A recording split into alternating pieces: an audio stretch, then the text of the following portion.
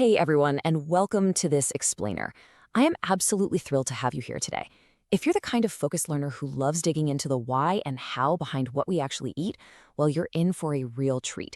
Today, our goal is to completely demystify classic French gastronomy. We're going to break down those foundational techniques, look at some honestly fascinating historical accidents, and explore the iconic dishes that literally define French cuisine. We've got a beautifully structured set of information to guide us through this, so get ready to feast your mind. Okay, let's dive into this. Here is our agenda. Basically, our classic French menu for today's explainer. 1. Foundations of French flavor. 2. Iconic savory main dishes. 3. A tale of two stews. 4. The French cheese guide. And finally, 5. Bakeries and classic pastries. Section 1. Foundations of French flavor. The 5 mother sauces. To truly get French cooking, you have to understand that its beating heart lies in these invisible building blocks, the sauces. But this sauce classification, it didn't just happen overnight. It evolved over centuries, from practical kitchen work into a highly formal art. Back in the 19th century, Marie-Antoine Carême, who was known as the Chef of Kings, which is quite the title, identified 4 primary sauces. But the modern system we use today was actually standardized later, in the early 20th century, by Auguste Escoffier in his famous book Le Guide Culinaire. He essentially refined Carême's list and established the 5 modern mother sauces that are still taught in every culinary school worldwide today. Now, what's really interesting here is how incredibly logical this system is. Look at how these 5 sauces, bechamel, velouté, espagnole, tomato, and hollandaise, are built on very distinct base liquids and thickening methods. They mostly use a roux, which is just a simple mix of cooked fat and flour. By mastering just these 5 bases, a chef can create literally hundreds of derivative daughter sauces. For instance, if you add cheese to a creamy bechamel, boom, you suddenly have a Mornay sauce. Add red wine and bone marrow to an espagnole, you get a rich bordelaise. It's just a brilliant, perfectly expandable culinary system. Now, while most of those mother sauces rely on a roux, hollandaise totally stands out, and it requires a bit of science. It relies on a delicate emulsion, which means mixing 2 liquids that naturally hate each other, water and fat. You whisk your egg yolks, heat them super gently, and slowly drizzle in warm melted butter. Because there's no flour to stabilize it, precise temperature control is everything here. I mean, if it gets even slightly too hot, you've got scrambled eggs. But when you do it right, you get this incredibly buttery, silky sauce lifted by a tangy note of lemon that is absolutely perfect over asparagus or fish. Section 2. Iconic savory main dishes, from peasant food to haute cuisine. What's absolutely wild to me about French cuisine is how many of its most celebrated, fancy dishes actually started out as humble peasant food. A perfect example: Bouillabaisse. Today, you might drop €200 for this in a fine dining spot, but it originated with poor fishermen down in the coastal city of Marseille. They literally just tossed whatever unsold, bony, leftover fish they had into a pot. Over time, it evolved into this highly celebrated, strictly rule-bound regional delicacy, thanks in part to chef Jean-Baptiste Raboul.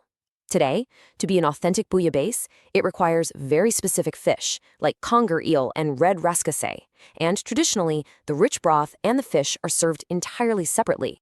Then, of course, we have ratatouille, a vibrant dish from Provence that vegetarian food lovers absolutely adore. Now, the ingredients are super simple, just baked summer veggies like zucchini, peppers, and eggplant. But the French elevate it through structure.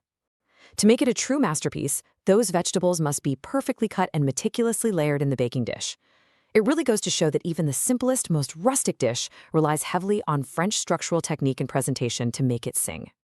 Okay, before we move on, we have to talk about a concept that defines all of French food: terroir. This is the idea that environmental factors, the climate, the exact soil, the specific topography of a region, deeply influence a food's qualities. So whether it's the sun-ripened tomatoes and rosemary in a Provençal ratatouille, or the milk produced by cows grazing in alpine meadows that we'll talk about next, geography is literally a flavor. You are tasting the landscape in French food. Section 3. A tale of two stews. The ultimate culinary battle. Let's look at a highly engaging comparison of 2 legendary slow-cooked meat dishes. This brilliantly illustrates the power of French culinary foundations. On one side, we have coq au vin. Historically, this was just a practical way to tenderize tough old roosters by braising them in hearty red wine with mushrooms and smoky bacon lardons. On the other side, beef bourguignon. This features tough cuts of beef subjected to an even longer braise in a Burgundy Pinot Noir until that wine basically reduces into a luscious syrup. Changing the protein, the specific regional wine, and the braise time completely shifts the earthy, smoky profiles of these two titanic stews, even though the underlying slow cooking methodology is almost identical. Section 4. The French Cheese Guide. From soft to sharp. We literally cannot talk about French gastronomy without taking an essential and deliciously pungent detour. Just take a moment to appreciate this staggering number, 1,200.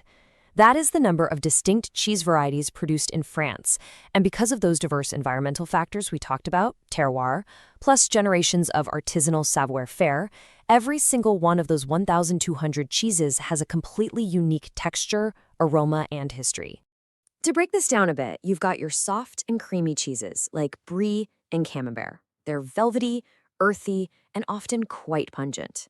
Then you have hard cheeses like Comté from the Franche-Comté region, or that bright orange Mimolette from Lille, which can be sharp, complex, and wonderfully brittle as they age.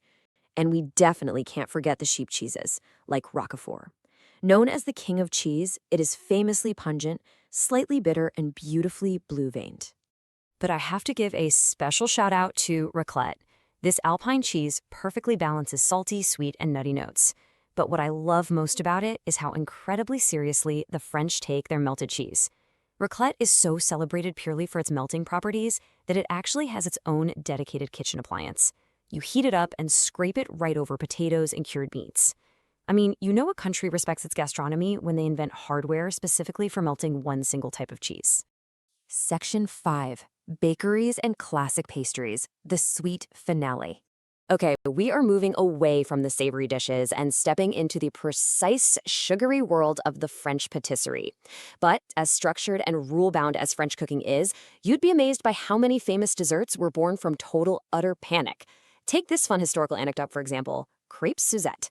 Back in 1896, a 14-year-old apprentice named Henri Charpentier was cooking for the Prince of Wales. He actually accidentally caught the liquor lace sauce on fire, but instead of panicking, he just rolled with it and served the flambéed mistake. The prince was so taken with this delicious accident that he named the dish crêpes Suzette after the woman dining with him. And hey, it wasn't the only brilliant kitchen save. The world-famous Tarte Tatin, that beautiful, golden, caramelized, upside-down apple tart, was created in the 19th century simply because Stephanie Tatin was making a traditional pie, realized she forgot to put the pastry crust in the pan first, and just sort of threw the dough right on top of the cooking apples. She baked it, flipped it over, and serendipity struck. It turns out some of the greatest French pastries are just brilliant salvages of absolute kitchen disasters. But of course, others were acts of deliberate, high-end artistry. Remember Auguste Escoffier, the chef who refined the mother sauces? Well, in 1892, he was asked to create a dessert for the famous opera singer Nellie Melba. He crafted this elaborate tribute featuring peaches, ice cream, and raspberry sauce, all served inside a literal swan-shaped ice sculpture. Escoffier later refined this dish, ditched the ice swan, and renamed it the iconic Peach Melba. It really highlights the human, character-driven side of pastry invention. Now, let's talk about the incredible precision of French baking. The millefeuille, which literally translates to 1,000 sheets, is an absolute masterclass in technique. It consists of multiple layers of ultra-thin, incredibly flaky puff pastry, bound together by rich pastry cream. And guess who is credited with perfecting the technique for this delicate dessert? Marie-Antoine Carême, the exact same 19th century chef who first categorized the mother sauces. His influence is absolutely everywhere in this cuisine. Okay, so the crucial point here is that we clear up a massive and very common confusion. A macaron with one O is the delicate, colorful French treat made of almond flour with a crisp exterior and a soft interior, originally brought to the French court by Catherine de' Medici. A macaroon with two O's is a completely different pastry entirely. It's a dense, chewy coconut cookie, often glazed with chocolate. They are both amazing for sure, but in a French bakery, you definitely want to know the difference. And if you want something incredibly rich, you have to look to the region of Brittany for the Kouign-Amann. The name is a Breton term that literally means butter cake. Developed around 1860, bakers take bread dough and fold in generous layers of lightly salted butter and sugar, kneading it over and over like a puff's pastry. As it bakes, the sugar caramelizes and the butter creates these rich, hearty, flaky layers. It is the ultimate expression of regional terroir, really highlighting the incredibly high-quality salted butter that Brittany is so famous for. Finally, we really can't talk about French bakeries without mentioning the absolute staples: the baguette, the croissant, pain au raisin, and pain au chocolat. But honestly, prepare to have your mind blown for a second. These quintessential symbols of French culture, they actually stem from an Austrian. In the 1830s, an Austrian baker named Auguste Zang moved to Paris and opened La Boulangerie Viennoise, bringing his Viennese baking techniques to the city. The French basically adopted them, perfected them, and made them their own. We've covered such an incredible journey today, from Escoffier's 5 mother sauces and the regional terroirs of 1,200 cheeses to slow-braised stews and the happy accidents that created world-class pastries. French cuisine is this beautiful paradox of incredibly strict, codified rules mixed with wild, creative improvisation. So I want to leave you with this question. Knowing the foundational blocks that built French gastronomy, how will these classic techniques shape the foods you create in your own kitchen tomorrow? Thank you so much for exploring this with me, and happy cooking.